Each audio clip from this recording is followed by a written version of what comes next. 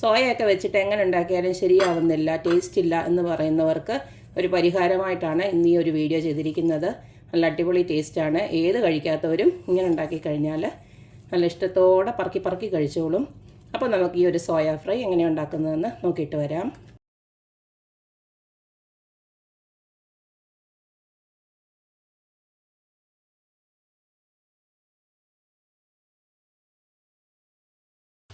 Soybean fry ഉണ്ടാക്കാനായിട്ട് 200 gram soybean ഞാൻ എടുത്ത് വെച്ചിട്ടുണ്ട്.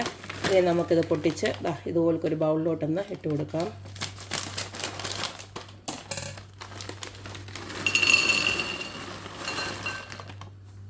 ഇനി ഇതിലേക്ക് നമുക്ക് കുറച്ച് ചൂടുവെള്ളം ഒഴിച്ചിട്ടൊന്ന് സോക്ക് ചെയ്ത് വെക്കണം. പിന്നെ ഒരു 10 മിനിറ്റ് നമുക്ക് അടച്ച് വെച്ചേക്കാം. 10 മിനിറ്റ് കഴിഞ്ഞപ്പോഴത്തേക്കും നമ്മുടെ സോയ എല്ലാം നല്ലതായിട്ട് കുതിർന്ന് ഇതുപോലൊക്കെ വന്നിട്ടുണ്ട്. ഇനി ഇതിനകത്തൊന്ന് ഈ വെള്ളം ഉണ്ടല്ലോ, വെള്ളം മാറ്റിയിട്ട് ഇങ്ങനെ ഓരോന്നിങ്ങനെ പിഴിഞ്ഞെടുക്കണം. ഇച്ചിരി ചൂടാണ്, അപ്പോൾ ചൂടൊക്കെ ഒന്ന് മാറിയിട്ട് ഇതുപോലൊക്കെ ഇങ്ങനെ മൊത്തം കൊള്ളം എടുത്തിട്ട് ഇങ്ങനെ പിഴിഞ്ഞ് നമുക്കൊരു പാത്രത്തിലോട്ട് മാറ്റി വെക്കാം. സോയ എല്ലാം ഞാൻ 3-4 വെള്ളത്തെ കഴുകി നന്നായിട്ട് പിഴിഞ്ഞെടുത്ത് വെച്ചിട്ടുണ്ട്. ഇനി ഇതിലേക്ക് നമുക്കൊരു മസാല തയ്യാറാക്കാനുണ്ട്. അതിന് വേണ്ടിയിട്ട് ഇതുപോലൊരു ബൗളിലോട്ട് നമുക്ക് കുറച്ച് സാധനങ്ങൾ ഇട്ട് കൊടുക്കാം. ആദ്യം തന്നെ എരിവിന് ആവശ്യമായിട്ടുള്ള മുളക് പൊടി ഞാനിപ്പോൾ ഒരു 2 ടീസ്പൂൺ ഇട്ട് കൊടുക്കുകയാണ്. അടുത്തത് ഒരു 1.5 ടീസ്പൂണോളം മല്ലിപ്പൊടി ഇട്ട് കൊടുക്കുന്നുണ്ട്. അടുത്തതിലേക്ക് ആവശ്യമായിട്ടുള്ള ഉപ്പ് ഞാനിപ്പോൾ ഒരു 3/4 ടീസ്പൂണോളം ഉപ്പിട്ട് കൊടുക്കുന്നുണ്ട്. ഇനി ഒരു 1/4 ടീസ്പൂണോളം മഞ്ഞൾപ്പൊടി ഒന്ന് ഇട്ട് കൊടുക്കാം. അടുത്തത് നമുക്ക് 1 ടീസ്പൂണോളം കുരുമുളക് പൊടി ഒന്ന് ഇട്ട് കൊടുക്കാം. ഒരു 1/2 ടീസ്പൂണോളം ഗരം മസാല ഇട്ട് കൊടുക്കാം. അടുത്തതിലേക്ക് ഞാൻ കുറച്ച് പെരിഞ്ചീരകം ഇട്ട് കൊടുക്കുകയാണ്. നമുക്കിട്ട് കൊടുക്കാനുള്ളത് കോൺഫ്ലവർ ആണ്. ഒരു 3 ടീസ്പൂൺ ഇട്ട് കൊടുക്കാം.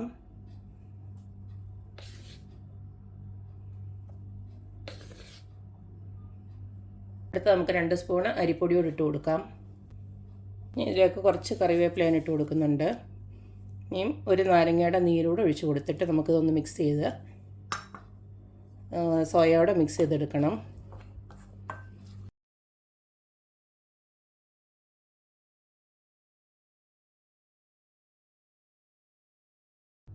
ഇതിപ്പോൾ നല്ല മസാലയൊക്കെ പിടിപ്പിച്ചത് അതുപോലെ ഞാൻ സോയ ആക്കി വെച്ചിട്ടുണ്ട്. ഇതിനകത്ത് വേണമെന്ന് വെച്ച് കഴിഞ്ഞാൽ നിങ്ങൾക്ക് മുട്ടയും കൂടെ ഒരു മുട്ടയും കൂടെ വേണമെങ്കിൽ നിങ്ങൾക്ക് പൊട്ടിച്ചൊഴിച്ച് ഇതിൻ്റെ കൂടെ വേണമെങ്കിൽ മിക്സ് ചെയ്യാം.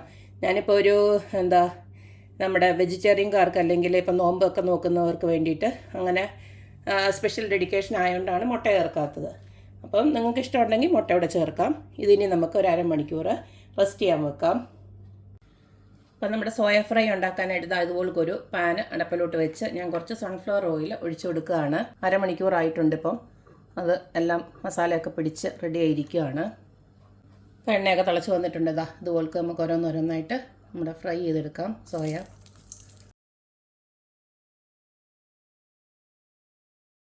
ഇതിൻ്റെ കൂട്ടത്തിൽ തന്നെ ഞാൻ കുറച്ച് കറിവേപ്പില ഇട്ട് കൊടുക്കുന്നുണ്ട്.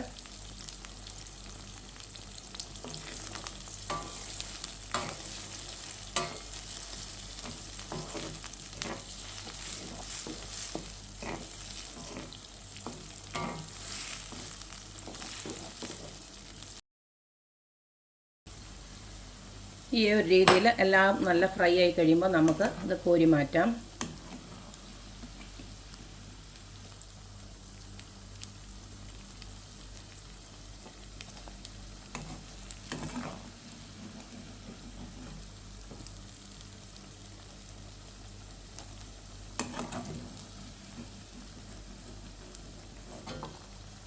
ഇനി ബാക്കിയെല്ലാം ഇതുപോലെ നമുക്ക് വറുത്തെടുക്കാം.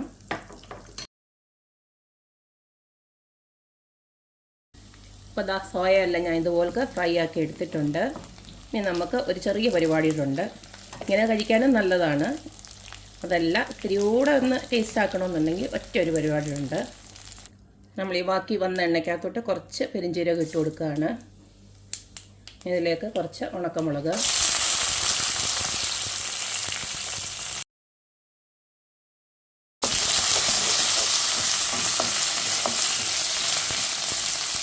ഇതിലേക്ക് ഞാൻ കുറച്ച് ഉള്ളിയോട് ഇട്ട് കൊടുക്കുകയാണ്.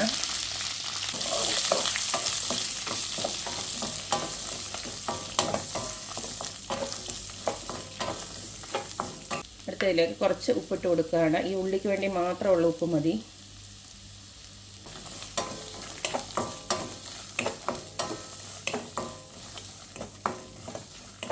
അപ്പോൾ ഈ ഒരു രീതിയിൽ ഉള്ളി ഇങ്ങനെ വാടി വരുമ്പോൾ നമുക്ക് നേരത്തെ റെഡിയാക്കി വെച്ചിരിക്കുന്ന ആ ഒരു ഫ്രൈ ഇല്ലയോ, സോയാ ഫ്രൈ, അത് നമുക്ക് ഇതിനകത്തോട്ട് ഇട്ട് കൊടുക്കാം. ഇതിനകത്ത് ഞാൻ പ്രത്യേകിച്ച് മസാലയൊന്നും ചേർക്കാത്തതെന്ന് പറഞ്ഞു കഴിഞ്ഞാൽ നമ്മൾ സോയക്കകത്തെല്ലാം മസാലയും ചേർത്തിട്ടുണ്ട്. അത് വറുത്ത എണ്ണയിലാണ് നമ്മളിത് ഉണ്ടാക്കിയത്. അതുകൊണ്ടാണ് പ്രത്യേകിച്ച് വേറെ ഒന്നും ചേർത്ത് കൊടുക്കാഞ്ഞത്. ആകെപ്പാട് നമ്മൾ ഇട്ട് കൊടുത്തത് ഉള്ളിക്ക് വേണ്ടുന്ന ഉപ്പ് മാത്രമേ ഉള്ളൂ. ഇനി നമുക്ക് ആ വറുത്ത് വെച്ചിരിക്കുന്നതോടെ ചേർത്ത് കൊടുക്കാം.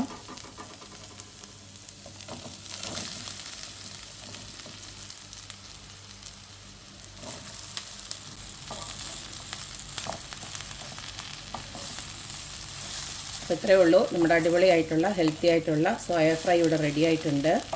വെജിറ്റേറിയൻകാരുടെ മീറ്റ് തന്നെയാണ് ഈ സോയ എന്നാണ് പറയുന്നത്.